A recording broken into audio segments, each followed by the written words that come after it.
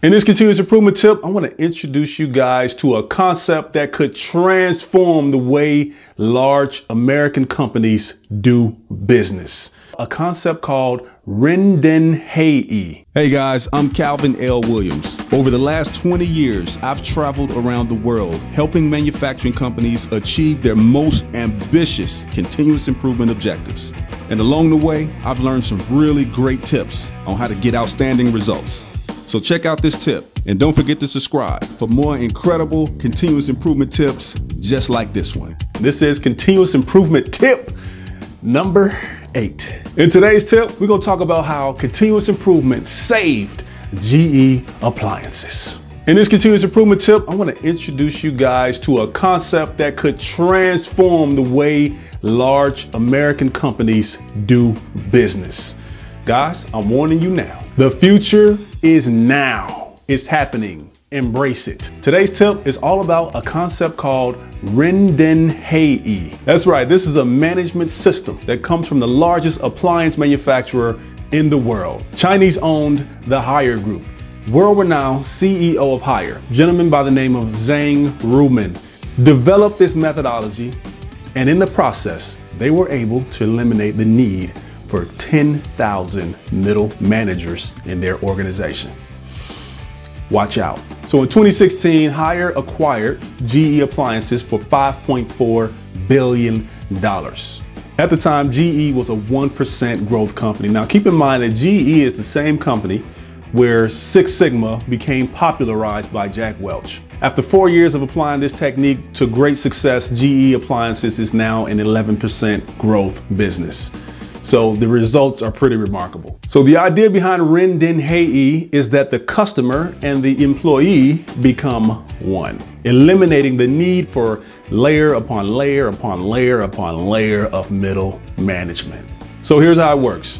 It essentially divides these large monolithic organizations into smaller micro enterprises that behave a lot more like startup organizations, where the customer and the employee on the value stream are working collaboratively to develop and perfect products so that it brings the greatest possible value to the customer. Mr. Ruhlman realized 3 very important things when it comes to the way companies are traditionally structured, in where there's a hierarchy for every functional group, right? You got a sales hierarchy, you got a marketing hierarchy, you got a R&D, you got a planning, you got manufacturing, you got supply chain, are all organized in hierarchies.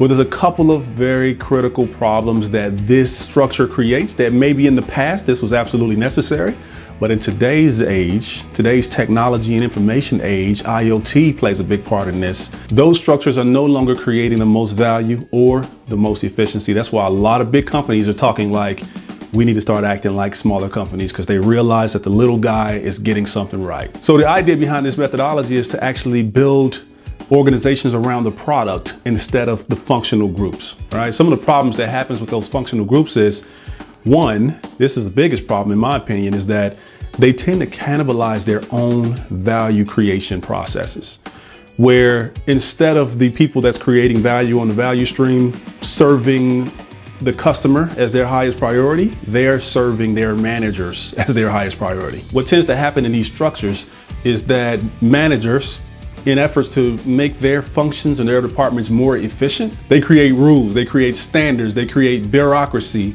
to where the people creating value are there to serve them and meet their objectives and meet their metrics. The problem is that a lot of times these metrics have nothing to do with serving or bringing value to the customer, the one that's paying the company to do something. The second reason, and this sort of feeds off of the first reason, is that a lot of times those middle managers don't really know what the customer perceives as value.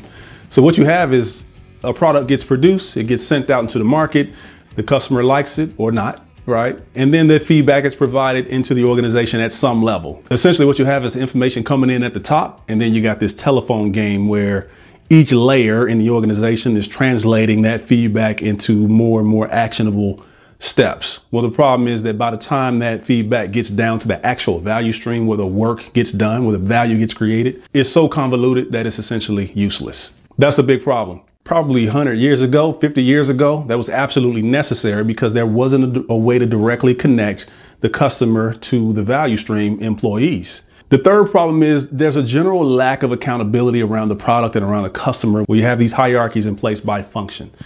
What I mean by that is nobody truly owns the product. Nobody is truly accountable for whether or not the product actually serves the customer. And what tends to happen is one silo, one function, in efforts to make their own lives easier, make their own jobs easier, they tend to push work and push activity into other silos and avoid new work coming in. As a result, nobody's accountable for the product at the end of the day, and the customer can easily be left behind in that whole equation. So, heed my warning. The very concept of hierarchical, bureaucratic, authoritarian organizations is at risk. And a new model is emerging. If you think about the way a small business, an entrepreneurial business works, is you have all functions working together at a low level, close to where the value gets created and the customer gets served. And they're working collaboratively to figure out how to better serve the customer. You don't have that cross-functional connection point 8, 9, 10 layers up in the organization. It's right there at the value stream. So what Hire is experimenting with is actually making each product its own business unit and organizing a cross-functional R&D, marketing, sales, planning, distribution. Everybody's right there end to end for that product, from supply, conversion to delivery. The entire business is right there delivering their product to the customer with excellence and getting it right. What you end up with is each product line behaving like a startup organization, looking to optimize product to market fit and bring the most value possible directly to the customer without going through tall and inefficient chains of command. Then essentially they just set quarterly targets in place, and then they manage each business unit or each product line to deliver against those quarterly targets. And if you're not hitting the numbers and you just can't seem to get there, then you might pivot, introduce new products, and find a way to bring more value out into the market. So this is a model that's not only putting the customer first, it's actually putting the employee first as well. And actually putting the customer and the employee in the same place at the same time, where they can have two-way communication, and then they can optimize the service being delivered to the customers. There's no longer a company making a product, it's company delivering a service directly to the customer, engaging the customer in the process of developing and delivering that product.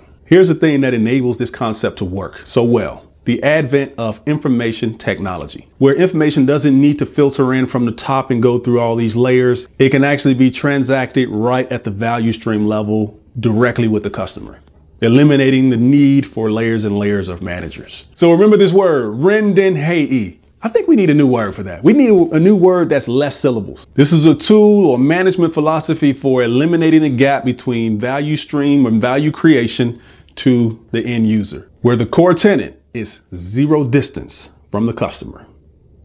For the record, at this point, they've only reduced 3 middle managers at GE Appliances so far, but I'm pretty sure this party ain't over. That's your tip this week. Thank you very much. I really hope you enjoyed today's tip. And if so, make sure to click subscribe. And if you're looking for a lean manufacturing software that systematically teaches your entire organization how to deploy the scientific method and produce outstanding manufacturing results, check out improver.com.